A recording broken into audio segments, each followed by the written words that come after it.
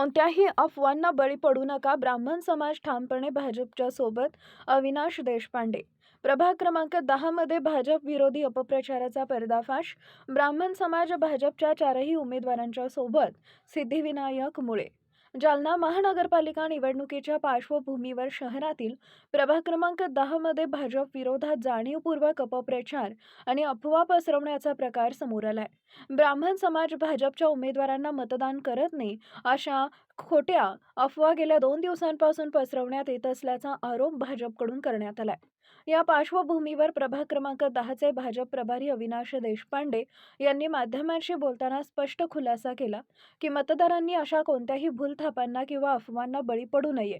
ब्राह्मण समाज हा सुरुवातीपासून भाजपचा निकटवर्तीय राहिलेला असून आजही तो भाजपच्या पाठीशी ठामपणे उभा आहे.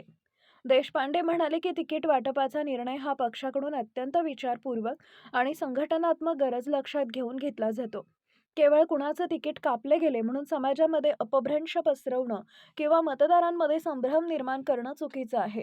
राज्यात आजही 5 ठिकाणी ब्राह्मण समाजाचे नगराध्यक्ष निवडून आलेले हे याचं ठळक उदाहरण असल्याचं त्यांनी नमूद केले. दरम्यान भाजपचे नेते सिद्धिविनायक मुळे यांनीही या अफवांचा ठाम शब्दात निषेध केला. ब्राह्मण समाज हा परंपरेनं भाजपलाच मतदान करत आला असून मुख्यमंत्री देवेंद्र फडणवीस यांच्या नेतृत्वाखाली भाजप सरकारनं ब्राह्मण समाजासाठी विविध योजना प्रभावीपणे राबवल्याचं त्यांनी सांगितले. कोणत्याही अपप्रचाराला किंवा अफवांना बळी न पडता प्रभाग क्रमांक 10 मधील भाजपच्या 4ही उमेदवारांना बहुसंख्य मतांनी विजयी करावे असं आवाहन सिद्धिविनायक मुळे यांनी मतदारांना केलं आहे. या अफवांमागे विरोधकांची मतदारांमध्ये संभ्रम निर्माण करण्याची खेळी होती.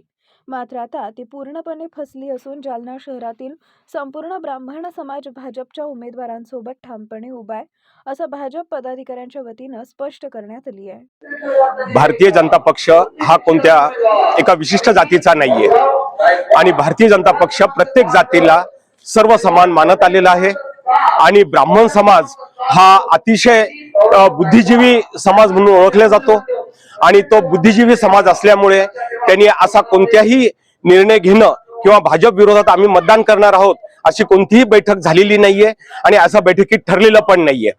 हे अतिशय भूलथापांचा प्रचार चालू आहे. यासाठी ब्राह्मण समाजाने सतर्क राहावं आणि ब्राह्मण समाजाने योग्य त्या व्यक्तीला म्हणजेच भारतीय जनता पक्षाला मतदान करावं असं मी त्यांना मनपूर्वक आवाहन करतो.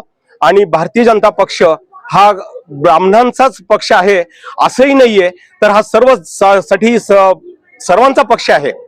आणि आज ब्राह्मण समाजाला कमीत कमी 5 नगराध्यक्ष ब्राह्मण समाजाचे महाराष्ट्रातून आलेले आहेत. हे पण ब्राह्मण समाजाने लक्षात घ्यावं. एखाद्या ठिकाणी उमेदवारी मिळाली नाही म्हणून नाराज होण्यासारखं काहीच नसतं.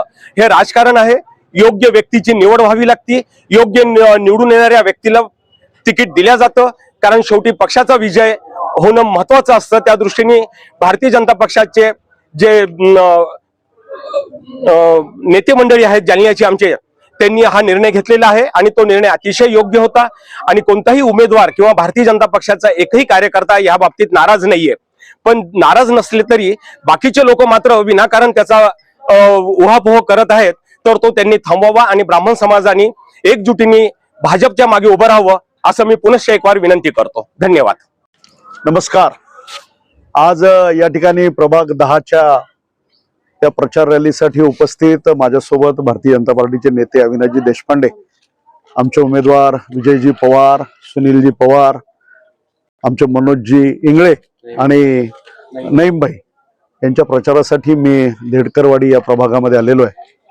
ज्याप्रमाणे तुम्ही आता प्रश्न केला की काल एक अशी बैठक झाली आणि कोणी अशी काहीतरी बाईट दिलेली आहे की भारतीय जनता पार्टीला मतदान करू नका, तर त्याच्याबद्दल माझं असं सांगणं आहे की जालना शहरामध्ये ब्राह्मण समाज हा बहुसंख्येने राहतो आणि तो वंशपरंपरागत भारतीय जनता पार्टीला मतदान करणारा समाज आहे.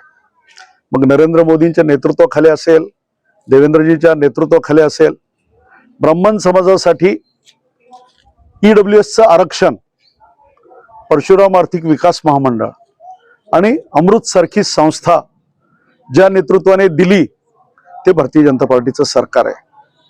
आणि खऱ्या अर्थाने या निवडणुकीमध्ये कोणाला तिकीट मिळालं कोणाला नाही मिळालं हा मुद्दा गौण ठरतो.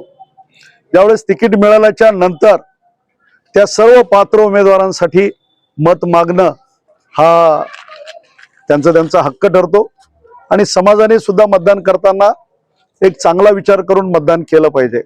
आज भारतीय जनता पार्टीची जालना महानगरपालिकेमध्ये महापौर बनणार आहे आणि सर्वाधिक नगरसेवक भारतीय जनता पार्टीचे निवडून येणार आहेत. तर ब्राह्मण समाजाला मी देखील विनंती करतो की त्यांनी आपण भारतीय जनता पार्टीचे मतदार आहोत आणि नेहमीच भारतीय जनता पार्टी ब्राह्मण समाजाच्या मागे उभी राहिलेली आहे.